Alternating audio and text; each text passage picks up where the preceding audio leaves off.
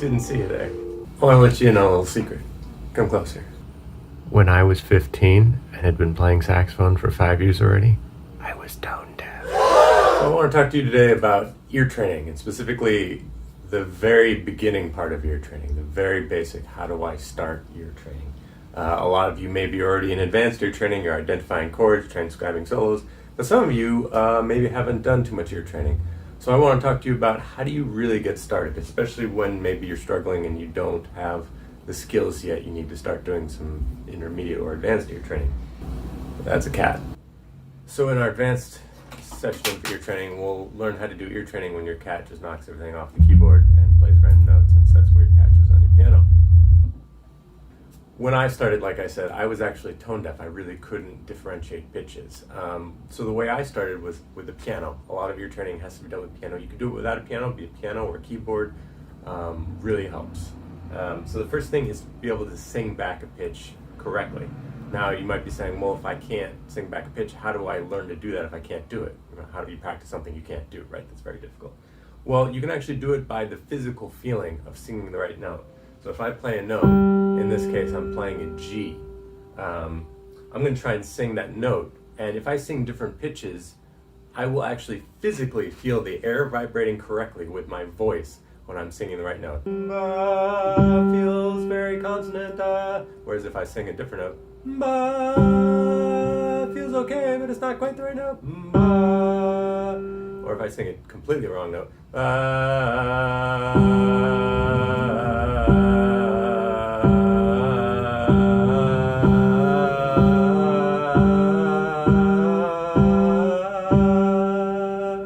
you can actually feel the vibration sort of is less interference. It actually feels more smooth in the air. It's hard to describe, but you'll know it. So the way is just to play a note and sing all the different pitches. You'll be able to physically feel when you're singing the right pitch. Now hopefully you're not quite as basic as I was when I started, but if you are, that's the way you can start. The next step is to just practice playing different notes and singing them back. One thing, we're all sort of afraid of singing, especially those of us that are instrumentalists. There are a few things you can do. Singing is the best eventually, but if you want to make things a little bit easier, humming can really help. So it's a little easier, it's a little less intimidating.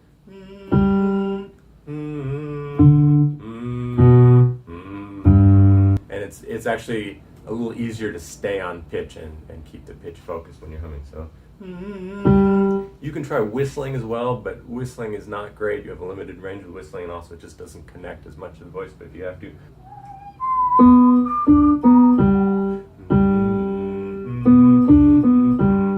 so just starting to sing pitches back on the piano is a very good way to start. Murph agrees. I'm going to take my Sharpie and I'm going to play a note. But first I'm going to play my reference note. I'm going to play a note with my Sharpie. I'm going to hold my reference note. That's a G. I'm going to play another note. I don't know what note it's going to be. My original reference note. Now is it higher or lower? It's higher. How much higher is it? So I'm going to try and sing both. Da, da, da, da, da, da, da, da, da.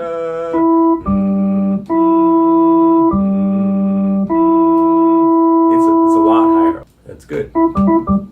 But a Sharpie as a cat. A next step in your training might be just starting to sing basic scales. And again, the piano can really help, and learning to play the piano with proper fingerings, at least just basic fingerings, can really help. So we generally want to start with major scales. Major scales are the foundation of a lot of theory and a lot of the sounds we use and hear and play. So again, I'm going to stay in G. And to start, I'm going to play the note first on piano, then I'm going to sing it. So I know the next note in the G major scale is A. Da, da. Again, G. I know the next note is B. Next note is C. I'm going to go do that again. And again, if you're not sure if you're singing the right notes, you can just sing different notes. You'll feel physically when your voice is in the right note. A very common thing is when you're learning to sing is you will sing a fifth off of the first note. It actually still happens too.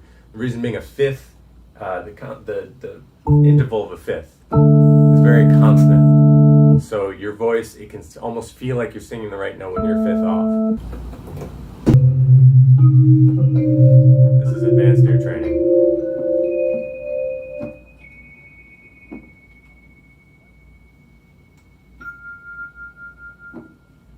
Marv. One thing that I struggle with, that you may struggle with, is depending on where your voice is. I happen to have a very low voice, so a lot of times when I'm singing things back, I actually have to transpose them an octave or try and sing them really high in my range. And that actually was a big struggle for me learning ear training. So that's just one thing to keep in mind. If you happen to have a voice that's in the normal range, you actually might have a little bit easier time. If you have a deeper voice or an extra high voice, sometimes you might find yourself shifting octaves. And that can be tricky when you sing things back, because if you don't sing it in the right octave, you might think a pitch is in a different octave than it actually is. So that's one thing I had to learn. Although it works out, I'm a baritone saxophonist, so my voice is actually in the range of my instrument. I don't know if that's coincidence or not. There's a cat on the floor destroying things.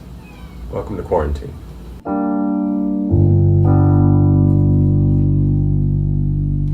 Another good thing to do when you're just starting out ear training is to be able to pick out a triad on the piano. So I'm going to find G, B, and D.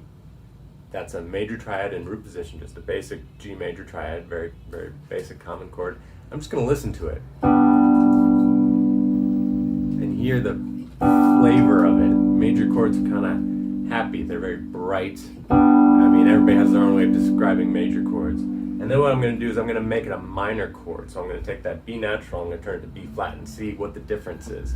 So we would say, if we were going to be, very basic and general, we would say this is kind of a sad sound, whereas major is a happy sound, a sad sound. That's one of the most basic delineations of music, major versus minor.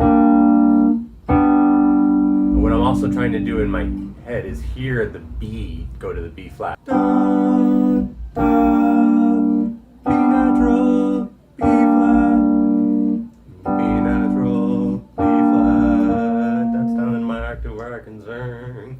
B, B flat, B, B flat, B, B flat. You can also sing each note of the triad while you're playing the chain. So I'm going to sing that G, and it's the same G in major and minor. Now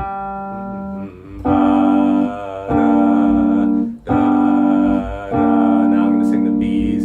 Now sing the D.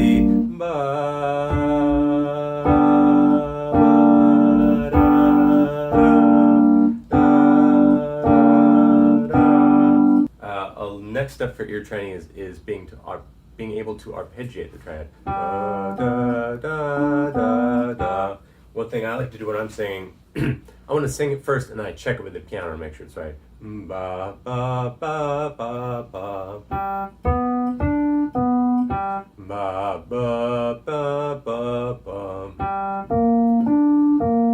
So that was a major triad to a minor triad. If you're struggling, you can either play the piano first to hear it, or you can play it at the same time. So you could do ba,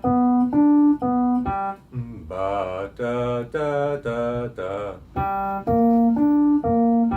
Da, da, da, da, da. Or at the same time. Ba, da,